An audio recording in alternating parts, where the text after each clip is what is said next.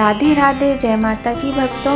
आप सभी का स्वागत करती हूँ स्पिरिचुअल ज्ञान साधना में और आप सभी से अनुरोध करती हूँ कि स्पिरिचुअल ज्ञान साधना को सब्सक्राइब कर लीजिए और बेल आइकन को प्रेस कर दीजिए ताकि आपको नई नई वीडियोस का नोटिफिकेशन मिलता रहे।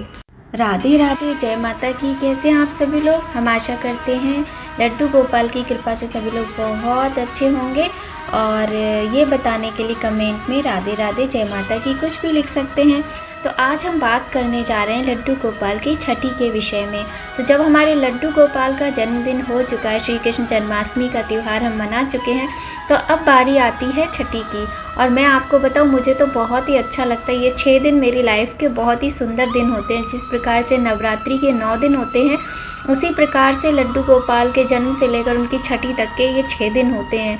तो 6 दिन तरह तरह से भगवान की सेवा करना, उनका श्रृंगार करना, उनकी पूजा करना, उनकी आराधना करना, पाठ करना, जाप करना, बहुत ही सुंदर ये दिन होते हैं। तो अब बात करते हैं हम कि छठी किस दिन मनाई जाए। तो जो लोगों ने जन्माष्टमी का त्यौहार 6 सितंबर को मनाया है, वो लोग सोमवार को छठी मनाएंगे।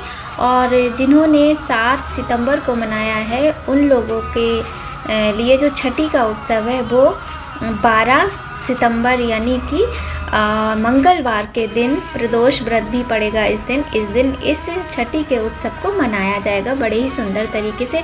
तो देखिए किस प्रकार से छठी मनाई जाती है। तो सबसे पहले हमारे ये जो लड्डू गोपाल जी हैं, इनकी मालिश की जाती है इस तरीके से जैसे एक छोटे बच्चे की जाती है। तो यहाँ पर देखिए मेरी मम्मी मालिश कर रहे हैं देसी घी से लड्डू गोपाल की। और मेरी मम्मी काफ़ी कमज़ोर हैं, उनके हाथ पैर काँपते हैं, पर वो कर रही हैं। देखिए कितना अच्छा लग रहा है। और मालिश होने के बाद में उनको इस तरीके से पंचामृत से स्नान कराया जाता है।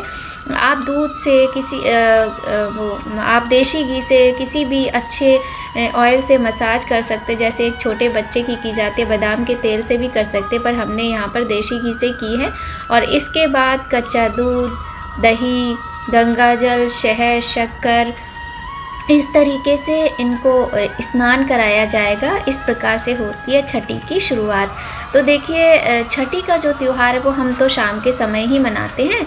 और प्रातःकाल तो उठकर वही प्रतिदिन जो पूजा का नियम होता है कि लड्डू गोपाल को स्नान कराया जाता है, वो सब करा के उनको तैयार करके सुंदर श्रृंगार करके भोग लगाकर उनको झूले पर उनके झुला देते हैं, उनको विराजमान करा देते हैं। उसके बाद शाम के समय हम पूरा भोग प्रसाद बनाते हैं, कढ़ी चावल और दही बड़ा, सब्जी, पूड़ी, जो भी आपकी इच्छा वो बनाइए।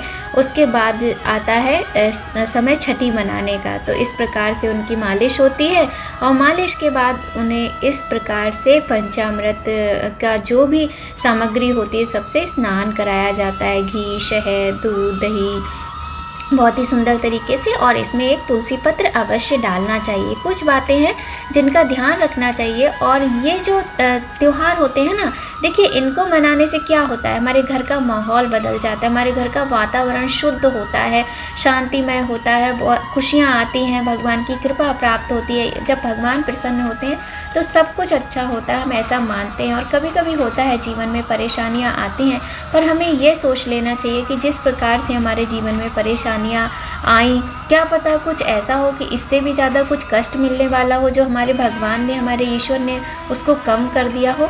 यही मानना चाहिए और यही मानना पड़ता है। और यहाँ पर शालिग्राम जी भी रखे हुए हैं, उनको भी पंचामृत के सभी सामग्री से स्नान कराया जा रहा है।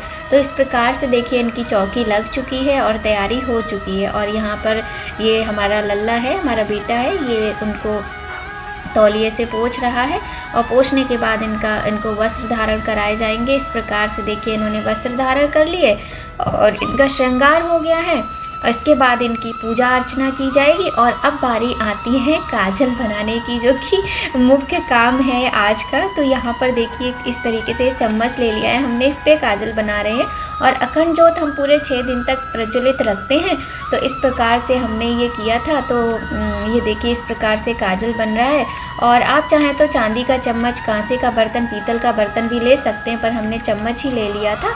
तो इस प्रकार से हम ये काजल बनाएंगे और फिर अपने लड्डू गोपाल को लगाएंगे।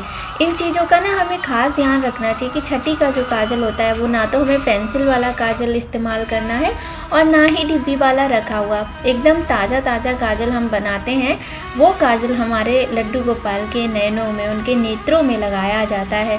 और देखिए, वर्ष में 2 दिन ऐसे आते हैं जो घर के प्रत्येक व्यक्ति की आँखों में काजल होना चाहिए, और बहुत से घर ऐसे हैं जिनमें इन नियमों का पालन किया भी जाता है।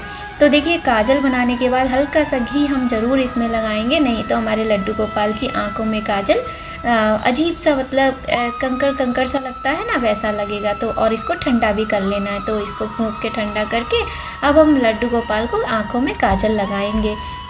तो हम बता रहे थे कि वर्ष में 2 दिन ऐसे होते हैं, एक दीपावली का दिन और एक ये लड्डू गोपाल की छठी का दिन। और यहाँ देखिए, इनके काजल लग चुका है और हमारे लड्डू गोपाल को नज़र ना लगे इस कारण हमने उनके कान के पीछे भी काजल लगा दिया है। पूरी वीडियो आपको दिखा नहीं पा रहे हैं, और ये वीडियो जो है ये वैसे भी पिछले वर्ष की है, और मम्मी माँ ने मालिश की, लड्डू गोपाल के काजल लग गया। बहुत ही सुंदर त्यौहार होता है, हम तो इसी प्रकार से मनाते हैं, और आप लोग भी मनाया कीजिए, इसी बहाने घर में खुशियाँ आती हैं। और हाँ, मैं कह रही थी कि 2 बार वर्ष में काजल लगता है, एक दीपावली पे, एक लड्डू गोपाल की छठी पे। और बहुत सारे घर ऐसे हैं कि प्रत्येक व्यक्ति की आंखों में, प्रत्येक व्यक्ति के नेत्रों में काजल लगता है। घर में जितने भी सदस्य होते हैं ये 2 दिन ही होते हैं। तो इस प्रकार से मनाई जाती है छठी। और अब बारी आती है कि छठी में भोग क्या लगाएं। तो देखिए, सबसे पहला जो भोग होता है वो तो भगवान का जो पंचामृत होता है उसी का भोग होता है।